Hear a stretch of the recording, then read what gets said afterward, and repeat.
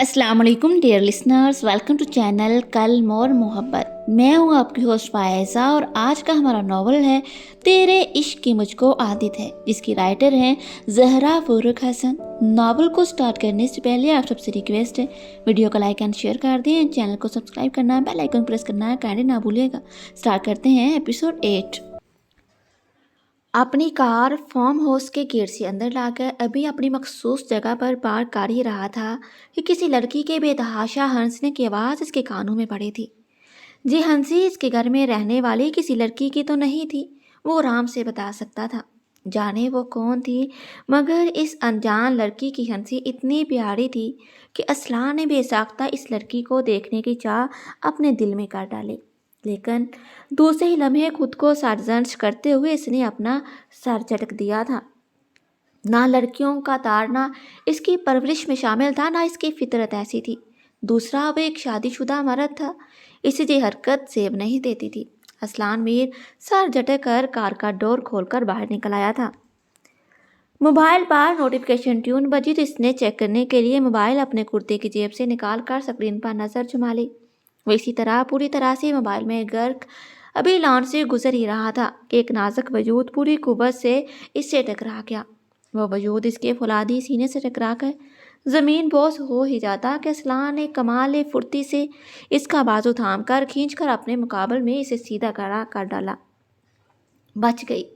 वो जो कोई भी थी अपने चेहरे पर आ गए सारे बालों को पीछे झटका शुक्र करती खुद को बचाने वाले को देखने लगी। असलान की निगाह एक पल के लिए इतने मुकम्मल हुस्न पर जम सी गई थी। आज तक ऐसा हसीन चेहरा इसकी निगाहों के सामने से नहीं गुजरा था। यूं तो इसकी बीवी आनिया भी बहुत हसीन थी, इस पर से इसे हसीन नज़र आने का हुनर भी बहुत आता था, मगर इस चेहरे की तो बात ही हिसाब से जुदा थी। सॉरी, मैंने आपको देखा नहीं और थैंक्स मुझे बचाने के लिए। वो लड़की बड़ी मासूमियत से इसे देखते हुए माजरत के साथ साथ बड़ी खुश भी नजर आ रही थी। इसकी हरी आंखों में मासूमियत बड़ी चमक थी। इट्स ओके, गलती मेरी भी थी। असलान ने फौरन निगाहों का जाविया बदलकर नरमी से कहकर अपना मोबाइल ढूंढा, जो इस टक्कर से इसके हाथों से छूटकर गिर गया था। मोबाइल इसके कदमों के पास ही घास पर गिरा हुआ था। इससे पहले वो झुककर मोबाइल उठा था, वो लड़की फुर्ती से झुककर इसका मोबाइल उठाकर इसकी तरफ बढ़ा चुकी थी। थैंक्स। इस बार वो बिना इसे देखे अपना मोबाइल इसके हाथ से लेकर इसे मुकम्मल तौर पर नज़रअंदाज करके अंदर की जाने बढ़ गया था। आशू की बच्ची जहाँ छुप कर क्यों खड़ी हो गई? हानिया दूर से ही चलाती अरूषा को चुमका गई। वो तो बस असलान मीर को ही जाते हुए देख रही थी। छुप ही कहाँ पाई, इनसे टक्कर हो गई। कुछ देर पहले की टक्कर के सबब से इसे अब एहसास हुआ, इस टक्कर के नतीजे में इसकी नाक में दर्द हो रहा है। नाक से हिलाते हुए इसने हानिया को देखा। किससे टक्कर हो गई तुम्हारी? कहीं उससे तो नहीं? पास आकर हानिया ने एक काले गंजे से गार्ड्स की तरफ इशारा किया, जो एक तरफलान में घास पर बैठा बड़ी इनहमाक से अपनी बंदूक साफ कर रहा था। तौबा करो, इससे टक्कर तो मैंने होने ही नहीं देनी थी। आई थिंक असलान में साहब थे। वो पहले मुंह बनाकर फिर हल्के से मुस्कुराए। असलान की शख्सियत ने इस पर बड़ा भला तो असर डाला था, वरना वो मर्दों से तो दूर ही रहती थी। लाला से? अच्छा, मगर शर्म करो, कम से कम 10 साल बड़े हैं वो हमसे, इनका नाम मत लो, लाला कहो। हानिया ने कमर पर हाथ रखकर इसे घूरा था। लाला? तो मेरा भाई भी मुझसे 2 साल बड़ा है, वो भी तुम्हारा लाला होगा। इस पर अरूषा ने इसे छेड़ते हुए आंख दबाई थी। आशू, कच्चा जुबा जाऊंगी तुम्हें अगर इसे मेरा भाई बनाया तो। हानिया ने दांत पीस कर अपने नाखून इसके बाजुओं में गाड़ दिए थे। अच्छा नहीं कहती, मगर मेरे बाजू छोड़ो, मेरे भाई ने देख लिया तो सारी आज की बुलाकर तुम्हारे जो प्यारे प्यारे नाखून कटवा देगा। अरूषा हंसती हुई अपने बाजू उसके पंजे से छुड़वाने की करती इसे भी छेड़ रही थी। मैंने इसकी ग्रे आंखें ही नोच लेनी है। खैर छोड़ो, जी आशू का बच्चा आया क्यों नहीं? हानिया नाक चुराकर कहती फिर हशम का पूछने लगी थी। इसके बच्चों की माँ ने इनवाइट तो नहीं किया, मगर एक बड़ा प्यारा सा तोहफा तुम्हारे लिए भेजा है। अरूषा ने शरारत से आंखें नचा नचा कर झुककर हानिया के फूले फूले गालों को बारी बारी चूम कर दूर हट गई थी। इसका मतलब समझकर हानिया सुरख होकर इसे सब सिखाने के लिए हाथ उठा चुकी थी। इससे पहले वो इसे अपने लंबे लंबे नाखूनों से नोचती अरूषा इसे जुबान दिखाकर लान की तरफ भागी थी। अब वो दोनों थी और चीख पुकार थी। سارے لان میں عروشہ کی ہنسی اور ہانیہ کی غصے سے دی جانے والی دھمکی گونج رہی تھی۔ اپنے بیڈ روم میں آتے ہی اسلان کے چہرے پر ناگواری چھا گئی تھی۔ سامنے بیڈ پر آنیہ رات والی اسی بےہودہ نائٹی میں ابھی تک ملبوس، کانوں میں ہینڈ فری تھون سے ٹیک لگا کر آرام دہ پوزیشن میں بیٹھی تھی۔ بیڈ پر پھیلے اڑیاں پاؤں تیزی سے ہل رہے تھے اور چہرے پر ماسک لگا تھا۔ 6 سال گزرنے کے باوجود بھی اب بھی ہانیہ کو یہ خبر نہیں تھی کہ اسلان میر کو کیا پسند تھا کیا نہیں، جیسے ابھی اس نے یہ پرواہ نہیں کی تھی کہ اپنا لباس تبدیل کر لے۔ آج کل ہانیہ چھٹی میں ہاسٹل سے آئی ہوئی تھی اور اسی سہولیے میں دیکھا جانے کیا سوچے۔ ٹھیک ہے، اب اس کا شوہر ہے، اس کے سامنے جیسے چاہے رہے، رات پہنا صبح چینج کر لے، مگر نہیں، آج آنیہ میر کی سواری کہیں گئی نہیں ہوگی تو اس نے لباس تبدیل کرنے کا سوچا بھی نہیں ہوگا، اور اسی حلیے میں وہ نیچے صاحب کے سامنے بھی گئی ہوگی۔ یہ سوچ کر اسلان میر کو برا لگ رہا تھا، اسے لاکھ برا لگ رہا تھا، مگر اس نے آنیہ سے کچھ کہا نہیں۔ وہ صرف سب سوچتا آ کر ایک طرف صوفے پر بیٹھ گیا تھا، اپنے پاؤں سے جوتے اور جرابیں نکال کر وہ جوتے ہاتھوں میں دبا کر شو ریک کی طرف بڑھ گیا تھا۔ ڈریسنگ روم میں آ کر وہ ٹاول لے کر واش روم میں گھس گیا تھا۔ فریش سا ہو کر وہ تولیے سے بال رگڑتا باہر آیا تو آنیہ اب بھی اسی پوزیشن میں تھی۔ اسلان کی اس نے کبھی پرواہ نہیں کی تھی، نہ اب بھی کرنے کا ارادہ تھا اس کا۔ آنیہ اب ڈنر کے لیے نیچے جانا تو یہ ڈریس چینج کرتے ہوئے جانا، اس بار بہت ہی تو عمل سے کہتا بیڈ کی طرف آ گیا تھا۔ اسلان میر، میرا جب دل کہے گا میں چینج کروں گی۔ ہر بار کی طرح آنیہ نے اس کی بات رد کر دی اور اٹھ کر بیٹھ گئی۔ اسلان کو بے تحاشا غصہ آیا تھا، مگر عورتوں پر بھڑکنا، چلانا اپنی مرضی تھوپنا اسے بالکل پسند نہیں تھا، اور اسی بات کا بھرپور فائدہ آنیہ نے اٹھایا تھا۔ دیکھو آنیہ، مجھے کوئی اعتراض نہیں، تم جس حلیے میں رہو، بٹ لباس وہی اچھا ہوتا ہے جو عورت کی نسوانیت کو چھپائے، نہ کہ اسے اور ابھار دے، اس لیے پلیز تم خیال رکھا کرو، اسلان نے نرمی سے اسے سمجھایا تھا۔ کیا ہو گیا اسلان، میں خیال رکھتی ہوں، تم کب سے اتنے پوزیسیو ہو گئے میرے معاملے میں؟ وہ چہرے سے ماسک کی پرت نوچتی بہت رکھائی سے بولی تھی۔ ہانی آئی ہوئی ہے، اسی کا ہی خیال کر لو، بچی ہے وہ بھی تمہارے۔ اسلان میر اتنی بچی نہیں ہے، وہ کالج جا چکی ہے اب، اور ویسے بھی تمہاری بہن کو اتنی فرصت ہی کہاں ہے کہ وہ میرے پاس اٹھے بیٹھے، جب دیکھو موبائل پر اپنی دوست کے ساتھ بیزی رہتی ہے یا اس کے ساتھ گھومتی رہتی ہے، اور تو اور اپنی اسی دوست کو میرے گھر پر بھی لے آئی۔ اسلان کے اتنا ہی کہنے پر آنیہ نے بری طرح بڑک کر سامنے کھڑے اسلان کو بے باؤ کی باتیں سنا ڈالی تھی۔ وہ میری بہن ہے، اور اس کا جب تک دل کہے گا یہاں آئے گی اور رہے گی۔ جہاں تک اس کی دوست کی بات ہے تو تمہارے دوست لوگ بھی اکثر یہی پائی جاتی ہیں۔ میں نے کوئی اعتراض کیا کبھی؟ تو اپنی بہن کی دوست کے آنے پر بھی کوئی اعتراض نہیں کروں گا، اور نہ ہی تمہیں کرنے دوں گا۔ آخر کب تک اس بار؟ اسلان سختی سے اپنی بات کہتا تیزی سے بیڈ روم سے باہر نکل گیا تھا۔ آنیہ کے ساتھ ایک ہی بیڈ روم میں رہنا آج کل اسے سخت لگنے لگا تھا۔ دن بدن دونوں ایک ہی دوسرے سے اور دور ہوتے جا رہے تھے۔ اسلان کے سخت باتیں سنانے پر آنیہ نے کانوں سے ہینڈ فری کھینچ کر فرش پر پھینک دی تھی۔ نہ جانے اس بات کی عقل ہے اس شخص کو، ماں نے اس معمولی سے دکھنے والے اسلان کو زبردستی میرے سر پر تھوپ کر مجھے برباد کر دیا۔ وہ ایک خود پسند اور ناشکری عورت تھی، ورنہ اسلان میر جیسے مرد کی ہم سفری پر ہر لڑکی ناز کرتی۔ جہاں تک شکل و صورت کی بات تھی، آنیہ کو اپنے آگے کبھی کوئی دکھائی نہیں دیا تھا، ورنہ اسلان کی گندمی رنگت والے چہرے پر غضب کی کشش تھی۔ بہت ہی اٹریکٹیو شخصیت تھی اس کی، مگر آنیہ کو آج تک اس میں کچھ خاص دکھا ہی نہیں تھا۔ وہ ایک بے حد حسن پرست لڑکی تھی، اور ہر حسین مرد کو دیکھ کر وہ اس کی طلبگار بن جاتی تھی۔ اسلان کی دی گئی آزادی کا اس نے ہر وہ غلط فائدہ اٹھایا تھا جس کا ہمارے اللہ کیا معاشرہ بھی اجازت نہیں دیتا تھا۔ وہ نفس کی غلام تھی، اور جو نفس کے غلام بن جاتے ہیں تو نفس انہیں تباہ و برباد کر ڈالتے ہیں، اور شاید آنیہ کے نصیب میں بھی بس تباہی ہی لکھی تھی۔ اسلان میر غصے سے جلتا ہوا اپنے روم سے نکل کر نیچے آیا تھا۔ اسے ایسا لگ رہا تھا دھیرے دھیرے اس کی برداشت ختم ہوتی جا رہی تھی۔ اس کی اور آنیہ کے درمیان بندھا ہوا رشتہ ہر دن کمزور ہوتا جا رہا تھا۔ پہلے تو آنیہ اس کا لحاظ بھی کر لیتی تھی، مگر اب تو اس کا لحاظ، اس کی مروت ختم ہوتی جا رہی تھی۔ پہلے بھی اس نے اسلان کی کوئی پرواہ نہیں کی تھی، اب تو دن بدن وہ اسلان سے بالکل غافل ہوتی جا رہی تھی۔ لیونگ روم کے صوفے پر بیٹھ کر اس نے اپنا سر صوفے کی پشت پر رکھ دیا تھا۔ آنکھیں بند کر کے وہ خود کو پرسکون کرنے لگا۔ کبھی کبھی وہ خود کو بہت تھکا ہوا سا محسوس کرتا تھا۔ وقت سے پہلے بڑھ جانے والی ذمہ داریوں نے اسے اس کی اپنی ساری مرضی چھین لی تھی۔ سب کی دیکھ بھال، حویلی سے لے کر زمینوں تک، گاؤں سے شہر تک، یہ سارا بزنس وہ خود کو روبوٹ بنا چکا تھا۔ اپنی 28 سالہ زندگی میں اپنے لیے تو اس نے کبھی جیا ہی نہیں، گھر والوں کے لیے ہی ہنستا تھا، انہیں کے لیے روتا تھا، جہاں تک کہ شادی جیسا اہم فیصلہ بھی خود کا نہیں تھا۔ چاچی نے التجا کی، ماں نے ہاں کہہ دی اور آنیا اس کے ساتھ باندھ دی گئی، اور وہ سب کے ساتھ ساتھ آنیا بھی خوش رکھنے کے چکر میں اپنا بھول گیا تھا۔ اسلان نے اپنی 2 انگلیوں سے پیشانی زور سے دبائی تھی، سر میں درد سا ہونے لگا تھا، اور دل نے کہا کوئی نازک سا ہاتھ ہو جو اس کا سر ہلکے ہلکے دبائے، اس کی بالوں میں انگلیاں پھیرے۔ مگر حیرت کی بات یہ تھی کہ اسے وہ نازک ہاتھ آنیا کا نہیں چاہیے تھا۔ ان 6 سالوں میں خود اسلان نے محسوس کیا تھا کہ آج تک آنیا اس کے دل کو چھو ہی نہیں پائی تھی۔ وہ بہت حسین تھی، بہت ہی پرجوش، مگر وہ نہیں تھی جس کی اس کا دل خواہش کرتا تھا۔ ایسی کوئی بات نہیں، مجھے اپنی بیوی پسند ہے، اسے پیار کرتا ہوں۔ آنیا صحیح کہتی ہے، میں ایک ان رومانٹک انسان ہوں، اس لیے ایسا ہے۔ وہ خود کو بہلاتا صوفے سے اٹھ کر کھڑا ہو گیا، سر کا درد بڑھ چکا تھا۔ وہ ایک کپ چائے کے ساتھ سر درد کی گولی کھا کر فی الحال سونا چاہتا تھا، اس لیے کچن کی طرف بڑھ گیا تاکہ خاصا ماں سے چائے کا کہہ سکے۔ یار ہانو، ایک بات بتاؤ۔ کچن میں جاتے ہوئے اسلان کے قدم پھر سے اس خوبصورت آواز پر ٹھٹک سے گئے تھے۔ وہ دونوں شاید کچن میں تھی، اور وہ آنیا کی شاید وہی دوست تھی جس کا ذکر آنیا نے کیا تھا، اور ہانیا جس کی تعریفیں کر کر کے گھر والوں سمیت اسلان کا بھی دماغ کھا جاتی تھی۔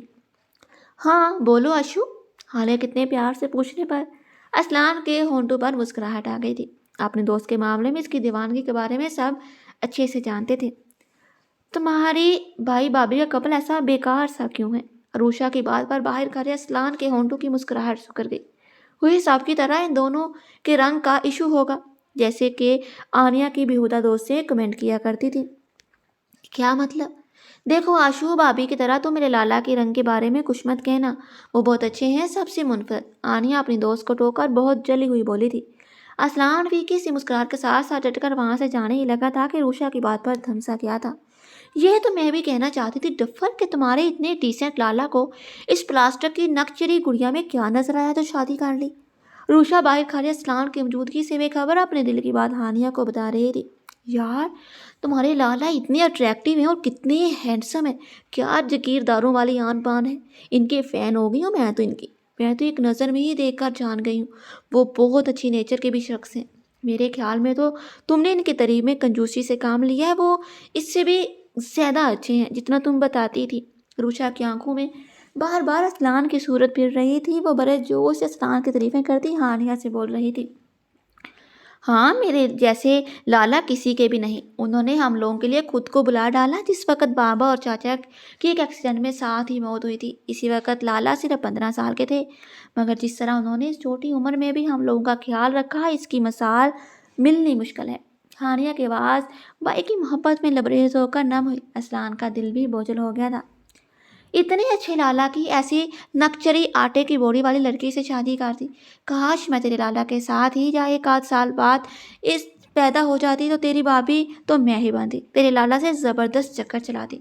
عروشہ بات ہانیا کو ہنسانے کے لیے مذاق میں بولی تھی، مگر باہر کھڑے اسلان کا منہ کھل گیا تھا۔ کیا تھی یہ لڑکی؟ اس کی زبان تو واقعی چمڑے کی تھی، جس کا کام بس پھسلنا تھا۔ وہ سر چٹک کر چائے کا ارادہ چھوڑ کر اسٹڈی روم میں چلا آیا، صوفے پر بیٹھتے ہی اپنا لیپ ٹاپ کھولتے ہوئے نہ جانے کیوں روشا کی باتیں ذہن میں گونج گئی۔ پلاسٹک کی گڑیا، آٹے کی بوری، اگر ہانیا کو پتہ چل جائے تو وہ روشا کا منہ ہی نوچ لے گی۔ دھیمے سے ہنس کر اس نے سر چٹکا تھا۔ مجھ سے 10 سال چھوٹی ہوگی یہ لڑکی، اور ایسی بات پاگل بیوقوف لڑکی ایسے بولتے ہیں۔ ہلکے سے بڑبڑا کر وہ اپنے کام میں مصروف ہو گیا تھا۔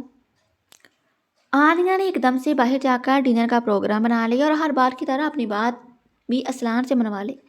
وہ بھی آج ذہنی طور پر تھکا ہوا تھا، اس لیے آرام سے راضی ہو گیا تھا کہ شاید باہر جا کر اور کچھ وقت آنیا کے ساتھ بتا کر وہ پھر سے خود کو بہلا لے، اس لیے وہ کچھ ہی منٹوں میں تیار ہو گیا تھا۔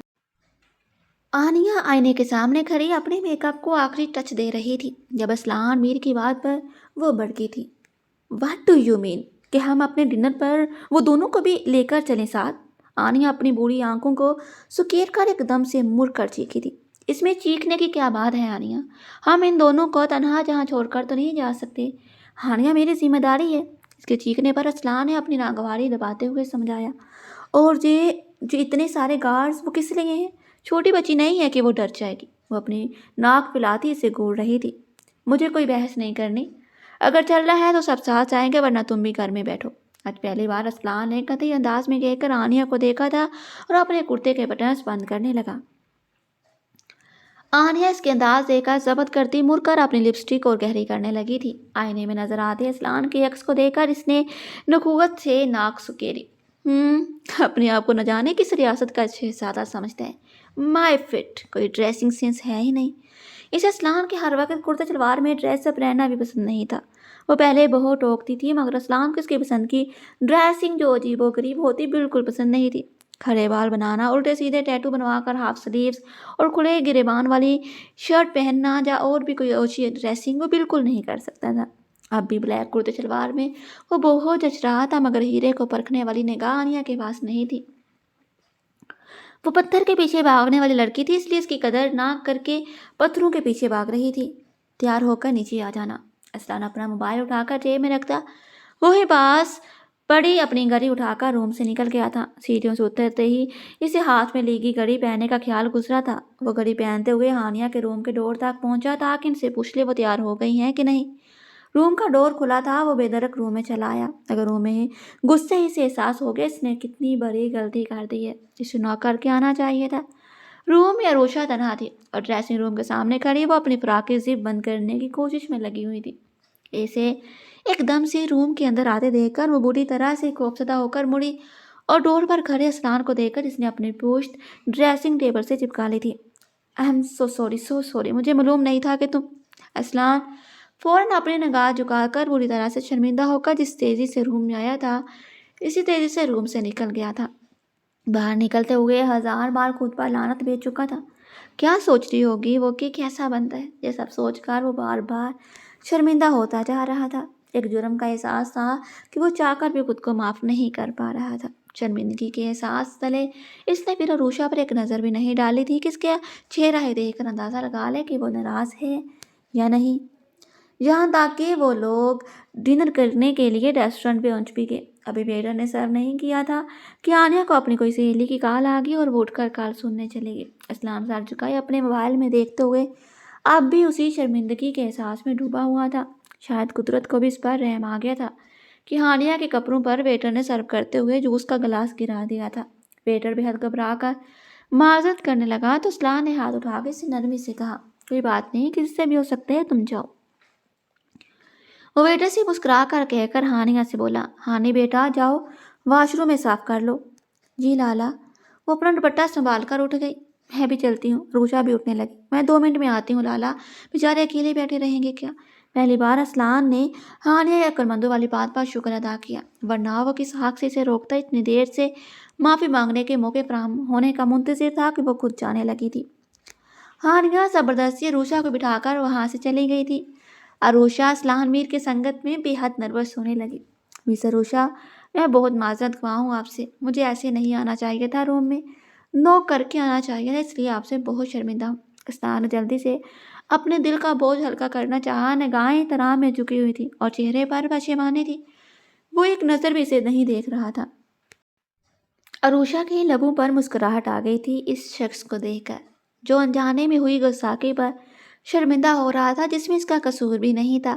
اسے خود احتیاط کے طور پر ڈور بند رکھنا چاہیے تھا۔ وہ اس کا اپنا بیڈ روم نہیں تھا، دوست کے بھائی کا گھر تھا۔ وہ خود لاپرواہی کر گئی تھی۔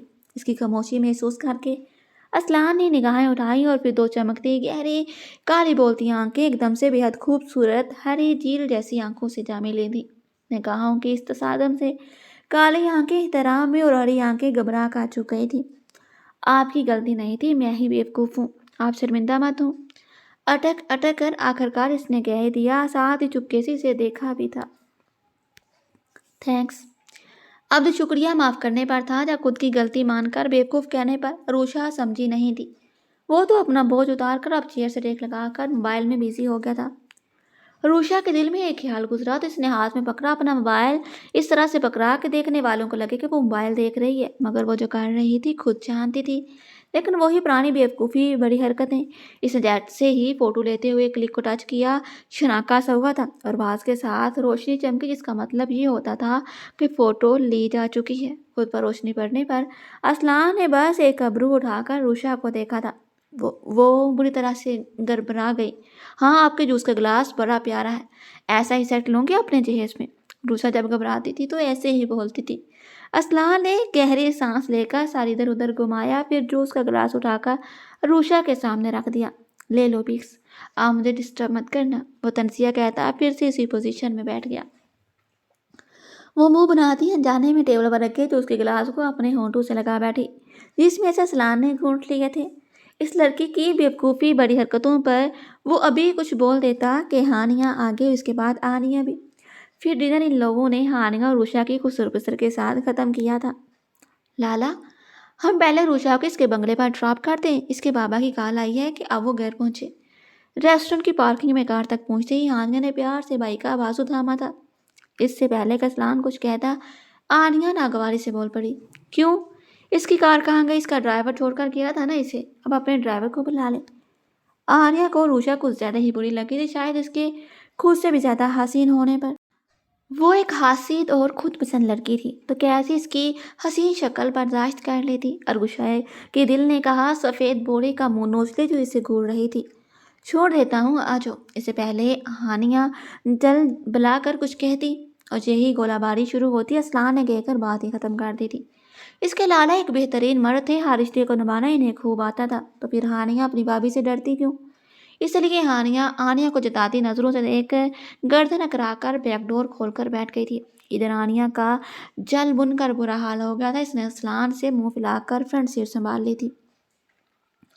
اسلان سارے راستے خاموش سا ڈرائیونگ کرتا رہا تھا۔ ہانیہ کے بتائے کے ایڈریس پر پہنچ کر اس نے کار روکی تھی۔ آنیہ نے سائش بڑی نگاہ گیٹ کے پار نظر آتی عمارت پر ڈالی۔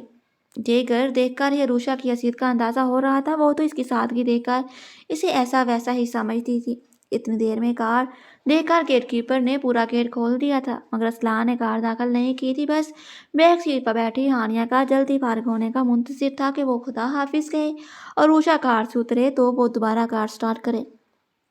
آؤ نا اندر چلو، اپنے لالا سے کہو نا۔ روشا کی خود ہمت نہیں پڑ رہی تھی، اس لیے اس کے کان میں سرگوشی کی۔ روشا کے ساتھ وقت گزارنے کے لالچ میں ہانیہ نے ڈرائیونگ سیٹ پر بیٹھے اسلان سے جھجک کر کہا، لالا، روشا اندر چلنے کو کہہ رہی ہے، چلیں؟ اسلان نے ناخن چباتی روشا کو ایک نظر دے کر ہانیہ کا چہرہ دیکھا، پھر کبھی، ابھی رات زیادہ ہو گئی ہے، جلدی سے خدا حافظ کرو اور گھر چلو۔ ٹھیک۔ ہانیہ نے بس زبردستی مسکرا کر تئیں میں سر ہلایا اور روشا کی طرف مڑ گئی۔ اسلان نے کوفہ سے روشا کے ساتھ ہی ہانیہ کو بھی اترتے دیکھا تھا۔ ہانیہ بار بار روشا سے لپٹ کر خدا حافظ کہہ رہی تھی۔ سارا دن دوست کے ساتھ بتا کر بھی دل نہیں بھرا تھا۔ اسلان اپنی بہن سے کہو گھر چلنا ہے۔ آنیہ کی دوست سے ایک آنکھ نہیں بہا رہی تھی، بہت ہی تاپ کر وہ اسلان سے بولی تھی۔ اسلان ابھی کچھ کہنے کے لیے منہ کھولا ہی تھا کہ تیز تیز قدم اٹھا کر گیٹ تک آتے ایک بے حد ہینڈسم لڑکے کو دیکھ کر کچھ بولے بغیر وہ بس عروشا کی خوشی بڑی چیخ سن کر ان کی طرف متوجہ ہو گیا تھا۔ عروشا اس لڑکے سے پہلے ہی تیزی سے دوڑ کر اس لڑکے کے گلے لگ گئی تھی اور لڑکے نے اسے گلے لگا کر کمر سے پکڑ کر اٹھایا تھا، پھر اسی طرح سے اٹھائے ہوئے چاروں طرف گھما کر وہ بھی خوشی سے بیان کر رہا تھا۔ اسلان بہت سنجیدگی سے ان دونوں کو دیکھ رہا تھا جو ایک دوسرے سے لپٹے تھے۔ روشا کو خود سے لگا تھا، وہ لڑکا بار بار اس کی پشت تھپکتا اور سر سے ہلا رہا تھا، اس کی پیشانی پر بوسہ دیتا۔ جب روشا اسے الگ ہوئی تو پھر اس کی پیشانی چوم کر وہ روشا کو اپنے بازوں کے حلقے میں لے کر ہانیہ کی طرف متوجہ ہو گیا تھا۔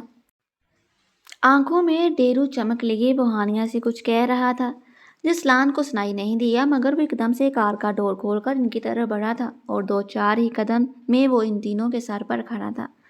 ہانیہ اب چلیں، گمبھیر آواز میں اس نے ان تینوں کو چونکا دیا تھا۔ واو، آج آپ سے ملاقات ہو ہی گئی میری، مجھے بہت شوق تھا آپ سے ملنے کا اسلان سے۔ وہ جتنا سنجیدہ تھا وہ لڑکا اتنا ہی گرم جوشی کا اظہار کرتے ہوئے روشا کو چھوڑ کر اسلان کی طرف ہاتھ بڑھا چکا تھا۔ بھائی، یہ روشا کا بھائی ہی ہاشم ہے۔ ہانیہ کے جوش سے بتانے پر وہ جانے کیوں اسلان کے تنے ہوئے چہرے پر نرمی سی جاگی۔ اس نے بھی گرم جوشی سے اس کا بڑھایا ہوا ہاتھ اپنے ہاتھ میں تھام لیا تھا۔ مجھے بھی تم سے مل کر اچھا لگا۔ اسلان کی جنگ بوائے کہنے پر ہاشم نے منہ بنا لیا۔ اسلان سر، بھلے ہی میں آپ کو سر کہہ رہا ہوں، مگر آپ مجھ سے اتنے بزرگ بھی نہیں کہ مجھے بوائے سمجھیں، آپ سے 5-6 سال ہی چھوٹا ہوں گا۔ اس کے ایسا بولنے پر اسلان کھل کر مسکرا دیا۔ تم بھی مجھے سر کہنا بند کر دو، اب میں اتنا بوڑھا بھی نہیں کہ تم سر کہہ کر مخاطب کرو۔ اسلان نے بھی اپنی عادت کے خلاف شوخی دکھائی تو ہاشم زور سے ہنس دیا۔ ان لمحوں میں ہانیہ نے چپکے ہاشم کو دیکھنے میں اور روشا نے اسلان میر کو دیکھنے میں وقت گزارا تھا۔ جانے کیوں پرایا ہونے کے باوجود بھی عروشہ امیر اس کے ہر انداز پر بے اختیار ہوئی جا رہی تھی۔ میرا تعارف نہیں کرواؤ گی ہانیہ؟ وہ لوگ تو آنیہ کو بھول ہی بیٹھے تھے۔ اب جب اچانک اس کی آواز سنی تو سب کو یاد آیا کہ آنیہ بھی کار میں موجود تھی۔ ہشم نے تعجب سے کہنے والی کو دیکھا تھا۔ ویسٹرن لباس میں ہیوی میک اپ چہرے پر تھوپے ہوئے صورت کی نظر جانے کیوں اسے اچھی نہیں لگی تھی۔ عجیب سی چمک تھی، جانے کیا تھا کہ ہشم کو گن سی آئی تھی۔ شی از مائی وائف آنیہ اسلان میر۔ ہانیہ کے تعارف کروانے سے پہلے اسلان نے خود ہی کہہ دیا۔ خود پر جمی نظریں محسوس کر کے اس نے شاید جتانا ضروری سمجھا تھا اور نظریں جھک بھی گئی تھیں، مگر اس تعارف نے پتہ نہیں کیوں دل میں چبھن سی پیدا کی تھی۔ آنیہ جی ہشم ہے، ہانیہ کی فرینڈ عروشہ کا بھائی۔ اسلان نے مڑ کر ہشم کو دیکھ کر تعارف کروایا تھا۔ عروشہ نے اس بار اپنا دل اور نگاہ دونوں ہی موڑ لی۔ بہرحال اس سے نفس سب سے زیادہ عزیز تھی۔ Oh nice to meet you cute boy. Aniya نے مسکرا کر اپنا خوبصورت نازک سا ہاتھ ہشم کے سامنے کر دیا۔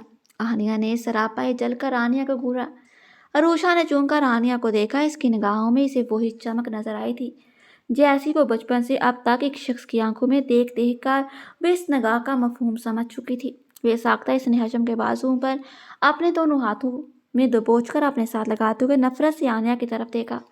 اس کے اس انداز نے اسلان میر کو بری طرح سے چونکایا تھا۔ السلام علیکم بھابھی، آپ سے مل کر مجھے اچھا لگا۔ عروشہ کے ہاتھوں پر تھپکی دے کر اس نے آنیہ کو جتا دیا کہ وہ شکار نہیں۔ آنیہ نے دونوں بھائی بہن کو بہت پیار سے دیکھا۔ ان دونوں کی وہ بچپن کی رازدار تھی۔ ان تینوں نے ایک دوسرے کے ساتھ اپنے غم اور خوشی بانٹی تھی۔ اس کے بھابھی کہنے پر آنیہ نے تن سے مسکرا کر اپنے ہاتھ سمیٹ لیے۔ میرے خیال میں اب چلنا چاہیے۔ Okay Hasham, see you again. Aslan نے کہہ کر اپنا ہاتھ آگے بڑھا دیا تھا۔ ہشم نے بھی اس سے ہاتھ ملایا تھا۔ ہانیہ ایک بار پھر عروشہ کے گلے لا کر خدا حافظ کہہ رہی تھی کہ واٹ اے سرپرائز اسلان میر اور میرے غریب کھانے پر۔ تبھی وہاں ایک کار رکی تھی اور اس میں سے جو شخص بولتے ہوئے نکلا تھا، اسے دیکھ کر اسلان میر کو حیرت کا جھٹکا لگا تھا کہ عروشہ اور ہشم کا باپ شاہ نواز خان تھا۔ اسلان کے چہرے پر ایک زوردار ہاتھ لگا تو وہ ماضی سے نکل کر فوراً حال میں آ گیا تھا۔ اس کے سینے سے لگے لگے عروشہ نے عادت کے مطابق ہاتھ پیر چلایا تھا جو سیدھا اس کے منہ پر لگا تھا۔ اسلان نے ایک گہری سانس لے کر اپنے سینے سے لگی عروشہ کو دیکھا تھا۔ وہ سکون سے اس کے سینے پر سر رکھے بے خبر سو رہی تھی۔ اسلان نے اس کے سر کو سیدھا کرتے ہوئے اس کے حسین چہرے کو دیکھا تھا۔ وہ سوئی ہوئی بچوں سی معصوم لگ رہی تھی۔ پلکیں ابھی تک آنسوؤں سے بھیگی ہوئی تھی، مگر چہرے پر سکون سا چھایا ہوا تھا، اور یہ سکون بس اس کی قربت کی دین تھا۔ کتنا برا کیا تھا اس نے فرشتہ صفت جیسی اپنی محبت، اپنی چاہت پر، مگر وہ پھر بھی اس سے محبت کرتی رہی اور کرتی رہے گی۔ میں تمہاری چاہتوں کا اتنا قابل تو نہ تھا۔ جب تک اس کے چہرے کو دیکھتے ہوئے جیسے اسلان کے دل میں دھیرے دھیرے درد سا کروٹ لینے لگا۔ عروشہ کو سینے میں بھینچ کر اس نے جیسے اس درد پر قابو پایا تھا۔ ان دونوں کے ماضی میں اتنے دردناک حادثے رونما ہوئے تھے کہ دونوں نے ہی دوسروں کے کیے گئے گناہوں کی سزا جھیل رہے تھے۔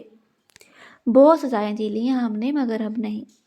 اب ان گناہ گاروں کو ان کے کیے گئے ہر جرم کا ایک ایک بدلہ چکانا پڑے گا۔ وہ آنکھوں میں ایک عزم اور برف سی کاٹ لے کر اپنے اور عروشہ کے دشمنوں سے مخاطب ہوا تھا۔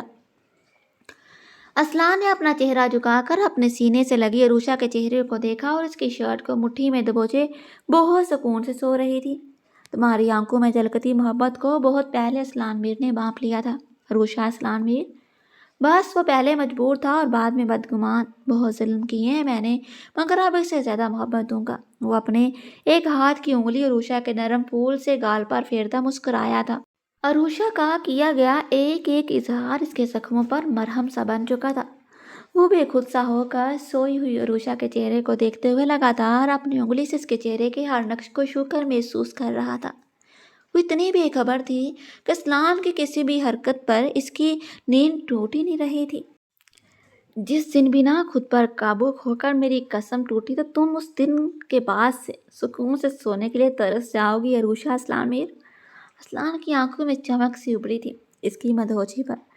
سرشاری سے ہنس کر اپنی بوئی انگلی اس کے ہونٹوں پر مار کر ایک مدہوشی سے وہ بولا تھا۔ عروشہ کو پھر بھی ٹس سے مس نہ ہوتے دیکھ کر اسلان کی مسکراہٹ اور گہری ہو گئی تھی. پھر اچھے سے اس کی نازک وجود کو اپنے توانا بازوؤں میں سمیٹ کر وہ صوفے سے سنبھل کر اٹھ کھڑا ہوا تھا. اب اس کے قدم سیڑھیوں کی طرف تھے. عروشہ کو کانچ کی گڑیا کی طرح اٹھائے اٹھائے وہ بیڈ روم تک آیا تھا. پیروں کی مدد سے ڈور کھول کر وہ اسے لے کر بیڈ تک آ گیا. بہت ہی احتیاط سے اسے بستر پر لٹا کے اس کے سر کے نیچے تکیہ سیٹ کیا تھا. پھر کمفرٹر اس کے اوپر ڈال کر جھک کر عروشہ کی پیشانی پر محبت سے پرلمس چھوڑ کر وہ سیدھا ہو گیا تھا.